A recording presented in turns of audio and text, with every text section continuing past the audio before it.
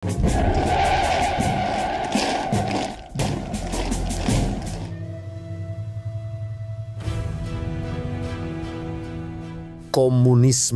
sebuah ideologi yang selama puluhan tahun kerap diliputi ketakutan dan kebencian, bahkan di negeri ini dicap sebagai musuh negara.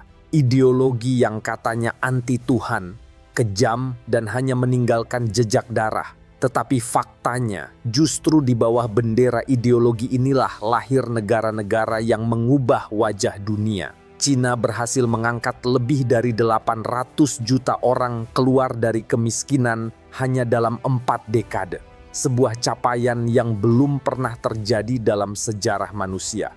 Vietnam, negeri yang dulu hancur oleh bom Amerika, kini menjadi pusat manufaktur global, menyalip banyak negara demokrasi liberal. Uni Soviet, meskipun akhirnya runtuh, pernah membuat dunia bergetar, menghancurkan Nazi Jerman, dan menorehkan sejarah dengan mengirim manusia pertama ke luar angkasa. Pertanyaannya, bagaimana mungkin ideologi yang selama ini dituduh sebagai sumber kehancuran justru melahirkan pencapaian sebesar itu? Apa yang membuat Partai Komunis mampu bertahan, bahkan melahirkan kekuatan-kekuatan dunia baru ketika banyak negara lain justru karam dalam kemiskinan dan kekacauan?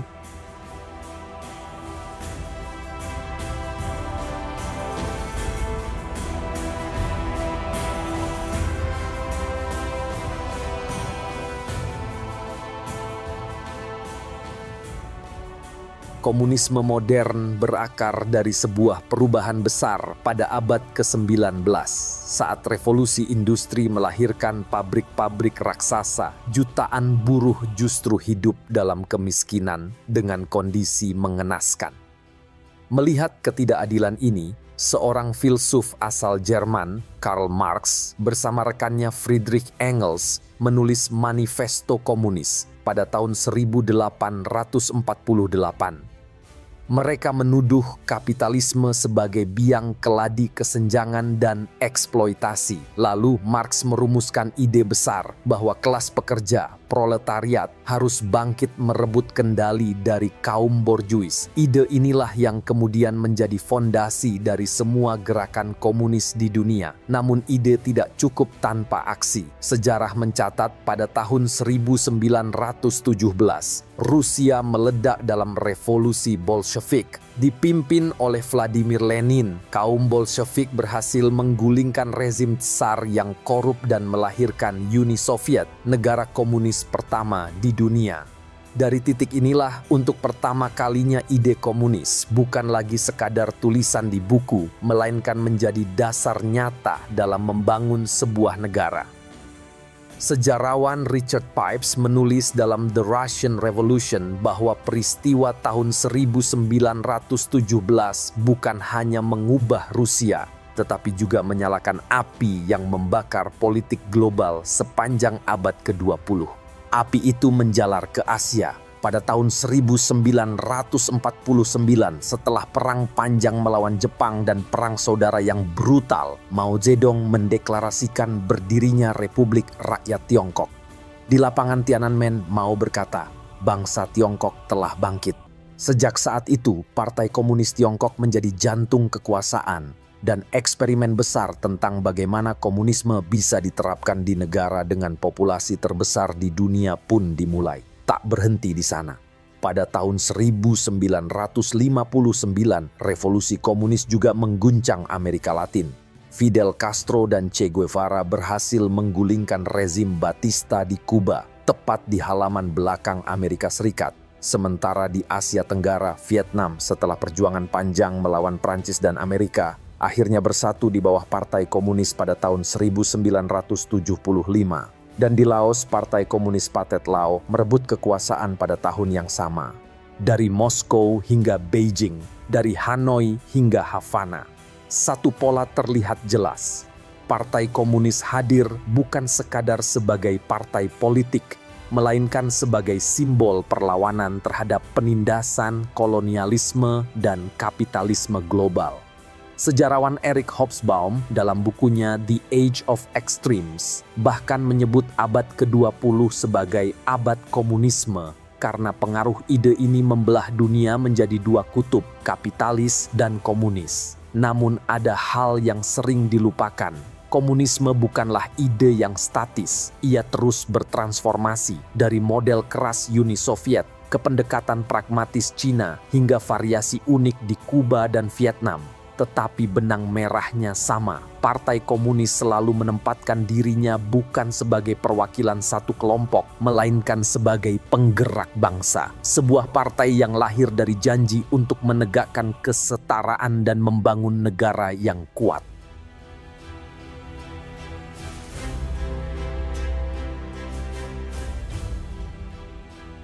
Setelah ide komunis mengakar dan melahirkan negara-negara baru, satu hal yang membedakan sistem komunis dari sistem lain adalah obsesi terhadap stabilitas. Karena tanpa stabilitas, pembangunan hanyalah mimpi. Inilah pelajaran utama dari keberhasilan Partai Komunis. Cina adalah contoh paling jelas. Setelah melalui perang saudara yang panjang dan agresi Jepang yang brutal, rakyatnya hidup dalam kehancuran. Tetapi Partai Komunis berhasil menghentikan lingkaran kekacauan itu. Sejak tahun 1949, mereka menjadikan stabilitas politik sebagai fondasi utama. Tidak ada lagi pergantian rezim yang memecah belah atau kompetisi partai yang penuh intrik. Pemimpin dipilih melalui proses panjang di dalam partai, memastikan kontinuitas kebijakan berjalan tanpa gangguan.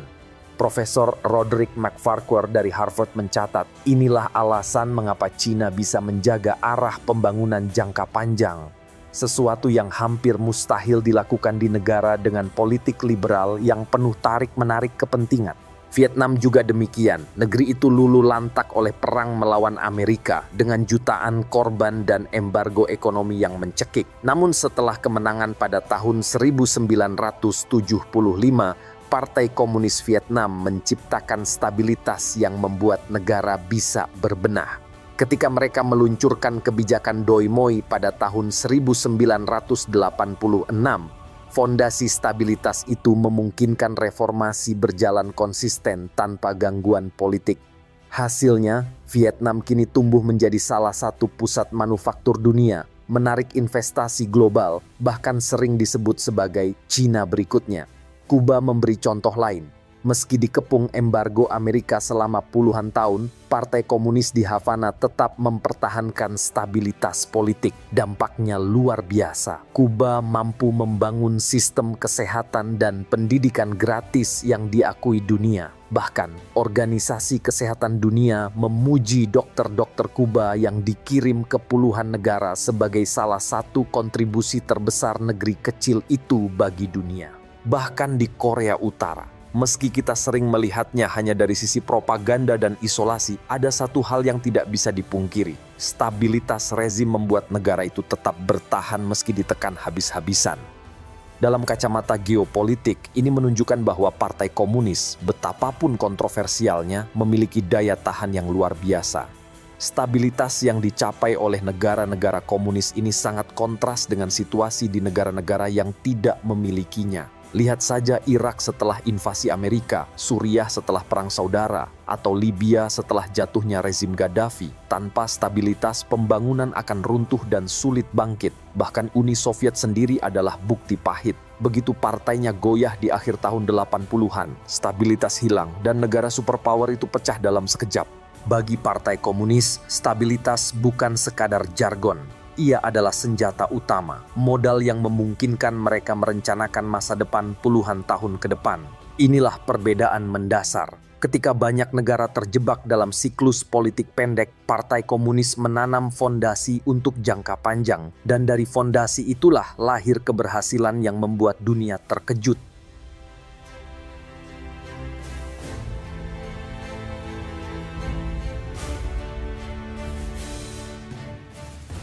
Jika politik di banyak negara demokrasi liberal adalah soal kompetisi, di bawah Partai Komunis logikanya sangat berbeda. Di Barat, partai-partai hadir sebagai representasi kelompok tertentu, seperti buruh, konservatif, liberal, agama, atau etnis. Mereka saling berebut kursi, saling menjatuhkan, dan siapa yang menang pemilu 5 tahunan berhak menentukan arah negara. Hasilnya seringkali bukan stabilitas, melainkan tarik-menarik kepentingan yang tidak pernah usai.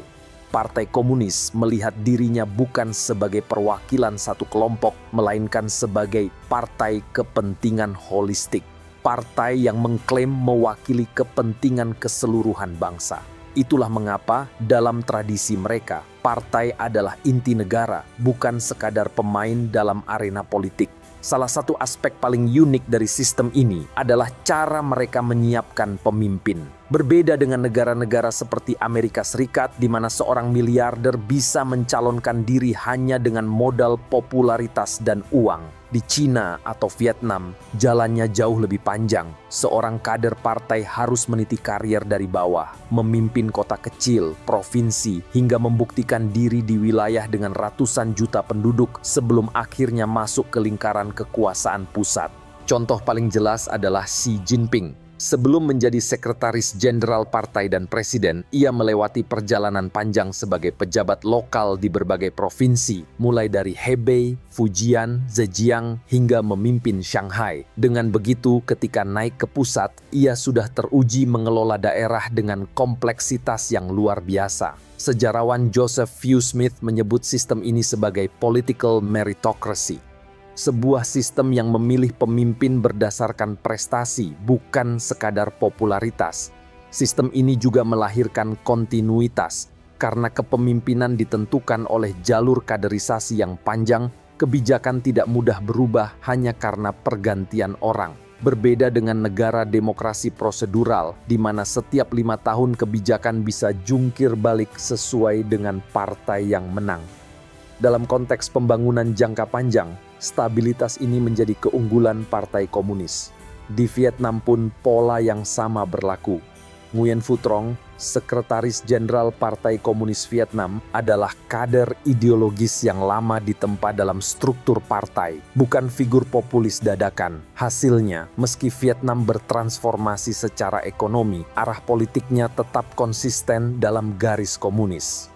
Tentu, sistem ini sering diserang sebagai otoriter oleh dunia barat yang menganggap Partai Komunis tidak memberi ruang bagi oposisi. Namun jika dilihat dari dalam, logikanya berbeda. Bagi Partai Komunis, oposisi politik dianggap berpotensi merusak stabilitas. Dan stabilitas adalah syarat utama pembangunan. Sebagai gantinya, perdebatan dan evaluasi diarahkan ke dalam struktur partai. Dengan kata lain, partai adalah arena diskusi, kritik, dan seleksi internal, bukan ajang pertarungan terbuka yang bisa memecah belah bangsa. Inilah wajah politik ala Partai Komunis, disiplin, meritokratis, dan terpusat, bukan demokrasi liberal yang gaduh, tapi juga bukan monarki absolut yang turun-temurun. Ia adalah sebuah sistem unik yang menjadikan partai bukan sekadar kendaraan politik, melainkan mesin penggerak negara. Dirancang untuk bertahan dan memimpin dalam jangka panjang. Kalau ada satu hal yang paling sering membuat dunia luar bingung, itu adalah cara Partai Komunis mengelola ekonomi. Bagaimana mungkin sebuah negara yang mengaku sosialis justru memiliki pasar paling dinamis di dunia? Bagaimana mungkin sebuah partai yang mengusung komunisme bisa melahirkan raksasa digital seperti Alibaba, Tencent, atau ByteDance? Jawabannya ada dalam konsep yang mereka sebut ekonomi pasar sosialis. Dalam model ini, negara tetap memegang kendali atas sektor-sektor vital seperti tanah, energi, mineral, transportasi, dan infrastruktur strategis. Semua itu dianggap fondasi kehidupan nasional yang tidak boleh jatuh ke tangan individu atau korporasi. Namun pada saat yang sama, partai juga membuka ruang kompetisi pasar. Perusahaan swasta dibiarkan berinovasi dan bersaing secara brutal untuk menciptakan produk terbaik. Ambil contoh sektor digital. Pemerintah Tiongkok membangun infrastruktur internet yang menjangkau hingga ke pelosok desa, bahkan sampai wilayah terpencil seperti Tibet. Dengan fondasi itu, ribuan perusahaan rintisan tumbuh. Dari persaingan keras inilah lahir pemain global seperti TikTok dan Shein. Ekonom Barry Norton dalam bukunya The Chinese Economy menyebut fenomena ini sebagai kombinasi langka antara kontrol negara dan energi kewirausahaan swasta. Vietnam juga menempuh jalan yang sama. Setelah meluncurkan kebijakan Doi Moi pada tahun 1986, Partai Komunis Vietnam membuka pintu investasi asing dan memberi ruang bagi sektor swasta, namun tetap mempertahankan kendali atas arah ekonomi. Hasilnya nyata. Bank Dunia mencatat sejak tahun 2000 hingga 2020, Vietnam berhasil menurunkan angka kemiskinan dari lebih dari 70% menjadi di bawah 6%. Prinsip utama ekonomi pasar sosialis adalah keseimbangan. Pasar diberi kebebasan untuk berkembang, tetapi tetap dalam kerangka kendali negara. Disinilah perbedaan paling mencolok dengan kapitalisme. Di Amerika Serikat, korporasi besar dan para miliarder bisa mengendalikan politik melalui lobi dan donasi. Di bawah Partai Komunis, logikanya terbalik. Politik harus selalu lebih tinggi daripada modal. Dampaknya terasa nyata. Kapitalisme Barat sering melahirkan kesenjangan ekstrem, di mana 1% orang terkaya menguasai hampir setengah kekayaan dunia, menurut laporan Oxfam. Sementara di negara-negara komunis Asia, meskipun ketimpangan tetap ada, partai berusaha memastikan kekayaan tidak otomatis berarti kekuasaan politik. Di Cina, Jack Ma memang salah satu miliarder paling terkenal, namun ia tidak pernah bisa membeli kendali partai. Ketika ia dianggap terlalu dominan, negara langsung turun tangan. Inilah model unik yang membuat banyak analis Barat gelisah. Karena Partai Komunis membuktikan bahwa sosialisme dan pasar bisa berjalan bersama. Mereka tidak harus memilih antara ekonomi bebas atau ekonomi terpusat, melainkan menciptakan jalan ketiga. Sebuah eksperimen yang hasilnya kini terpampang jelas. Pertumbuhan pesat, inovasi teknologi, dan pengentasan kemiskinan yang belum ada tandingannya dalam sejarah modern.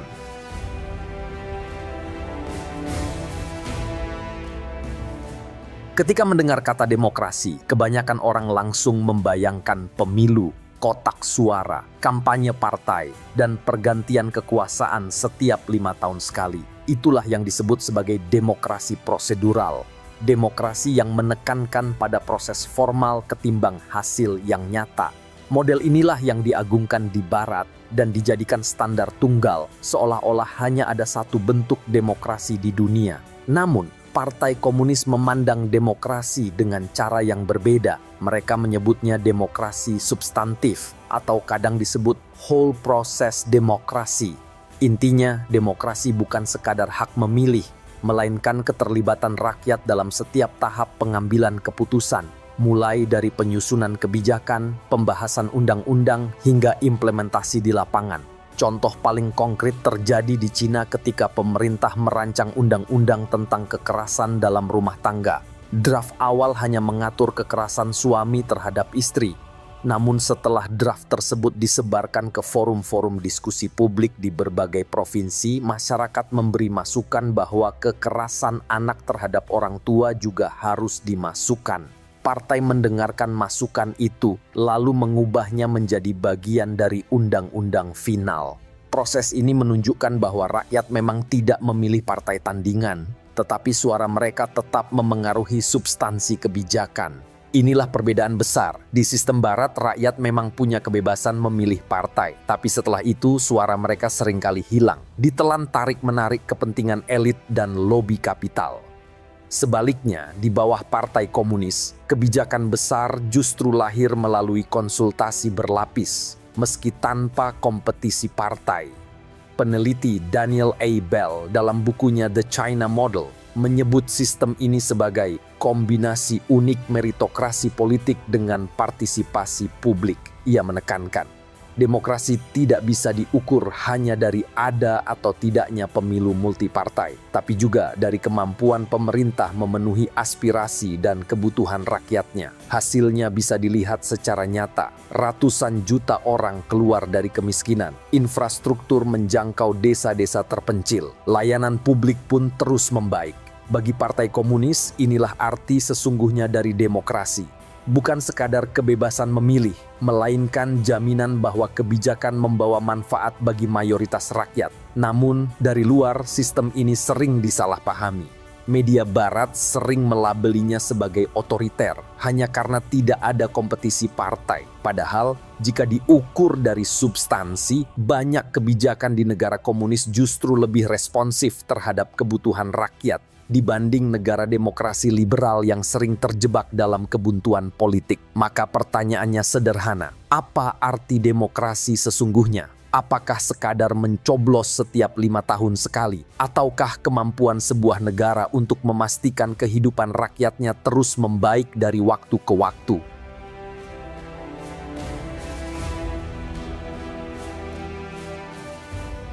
Salah satu stigma terbesar yang melekat pada komunisme, terutama di Indonesia, adalah tuduhan bahwa komunis itu anti Tuhan, anti agama, dan kejam terhadap pemeluknya. Narasi ini begitu kuat karena dibentuk oleh propaganda Perang Dingin, di mana Amerika Serikat dan sekutunya sejak lama melabeli komunisme sebagai ideologi ateis yang berbahaya. Citra itu menyebar luas hingga ke negara-negara dunia ketiga. Namun, jika kita menengok fakta di lapangan, realitasnya tidak sesederhana itu.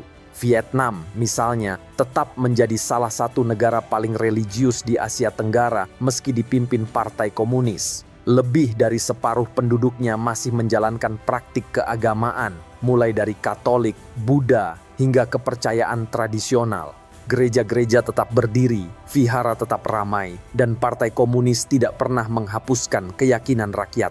Cina juga sering dituduh keras terhadap agama. Namun realitasnya, negara ini justru memiliki salah satu populasi muslim terbesar di dunia, dengan lebih dari 20 juta jiwa. Masjid-masjid berdiri di banyak kota, bahkan di Beijing sendiri terdapat Masjid Niuji yang berusia lebih dari 1000 tahun. Komunitas Kristen juga tumbuh pesat. Data dari Pew Research Center menunjukkan bahwa jumlah umat Kristen di Cina kini mencapai puluhan juta orang. Bahkan beberapa perkiraan menyebut bisa melebihi jumlah umat di Eropa Barat dalam beberapa dekade mendatang. Kuba adalah contoh menarik lainnya.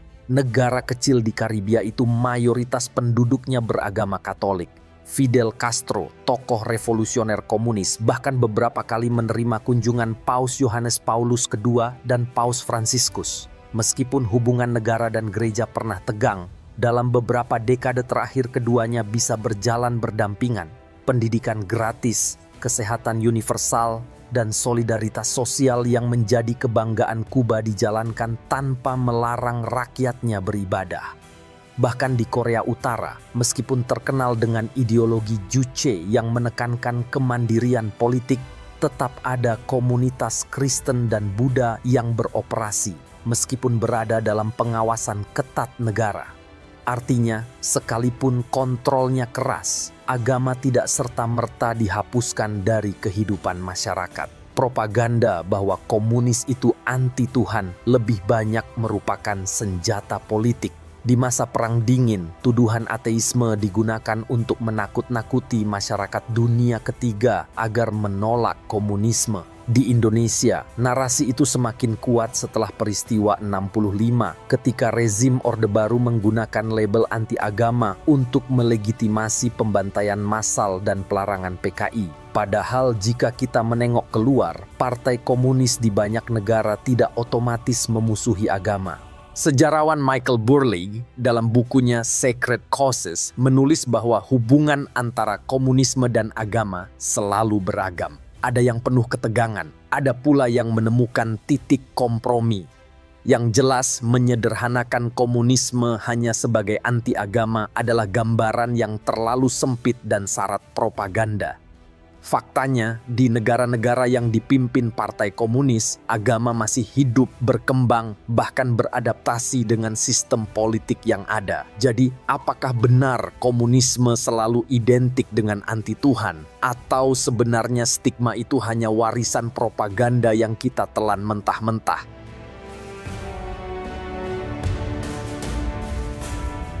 Ketika berbicara tentang kapitalisme, Barat sering mengklaim bahwa inilah sistem paling ideal, menjanjikan kebebasan individu, hak politik, dan peluang tanpa batas. Tetapi jika kita buka data, gambaran yang muncul justru jauh lebih kelam. Laporan Oxfam pada tahun 2023 menyebutkan fakta mengejutkan. 1% orang terkaya di dunia kini menguasai hampir separuh kekayaan global, sementara miliaran orang lain harus berebut sisanya. Inilah wajah asli kapitalisme modern. Jurang antara kaya dan miskin semakin menganga, bahkan di negara-negara yang dianggap maju. Ambil contoh Amerika Serikat, negara dengan ekonomi terbesar di dunia itu memiliki lebih dari 500 juta tunawisma. Banyak di antaranya adalah veteran perang. Sistem kesehatan yang katanya terbaik justru meninggalkan jutaan orang tanpa perlindungan medis karena biaya yang terlalu mahal. Ironisnya, semua ini terjadi di negara yang menghabiskan lebih dari 800 miliar dolar setiap tahun hanya untuk militer. Bandingkan dengan negara-negara yang dipimpin Partai Komunis. Dalam 4 dekade terakhir, Tiongkok berhasil mengangkat lebih dari 800 juta orang dari kemiskinan.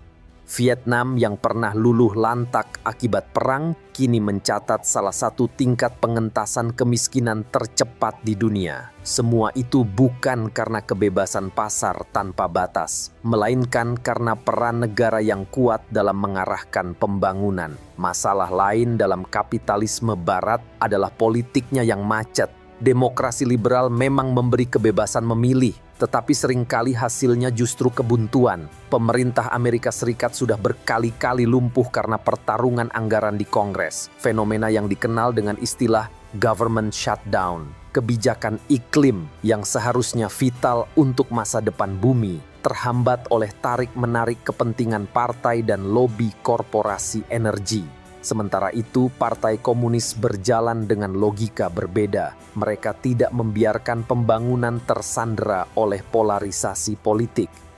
Di Tiongkok, rencana pembangunan 5 tahun memastikan ada cetak biru pembangunan yang konsisten dijalankan lintas generasi. Di Vietnam, kebijakan Doi Moi terus berlanjut meski elit partai berganti.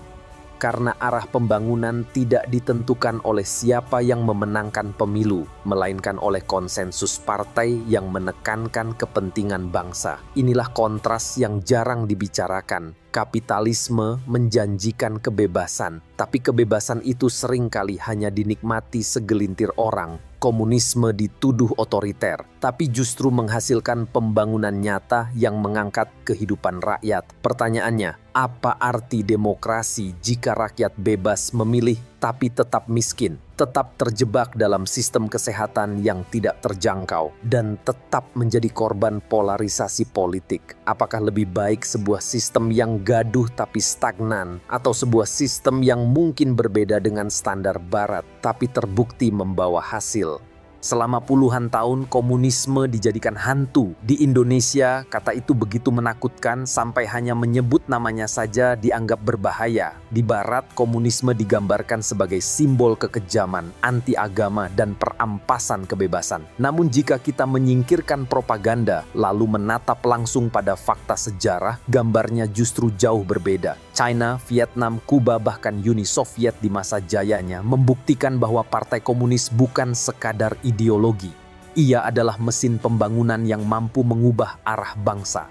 Mereka menempatkan stabilitas di atas kekacauan, politik di atas modal, dan pembangunan jangka panjang di atas godaan populisme sesaat. Hasilnya, ratusan juta orang keluar dari kemiskinan. Negara-negara yang hancur perang kembali bangkit, dan dunia tidak lagi bisa dikendalikan oleh satu kekuatan tunggal. Apakah semua ini sempurna? Tentu tidak. Negara-negara komunis juga menghadapi tantangan besar, kesenjangan antar wilayah, populasi yang menua, krisis iklim, hingga tekanan geopolitik. Tetapi perbedaan pentingnya ada di sini. Mereka memiliki sistem yang memungkinkan menghadapi masalah dengan rencana jangka panjang, bukan sekadar kompromi politik 5 tahunan. Maka pertanyaannya untuk kita semua, apakah benar komunisme selalu jahat seperti yang diajarkan propaganda lama? Atau justru kitalah yang dibutakan oleh cerita-cerita setengah kebenaran? Jika ukuran demokrasi adalah hasil nyata, siapa yang lebih layak disebut demokratis? Negara yang rakyatnya bisa mencoblos bebas, tetapi tetap miskin, atau negara yang rakyatnya sejahtera, Meski dipimpin satu partai, sejarah sudah menjawab sebagian. Kini giliran kita menentukan apakah mau terus terjebak dalam bayang-bayang propaganda atau berani membuka mata pada fakta bahwa Partai Komunis dengan segala kelebihan dan kekurangannya telah menjadi salah satu mesin pembangunan paling efektif dalam sejarah modern.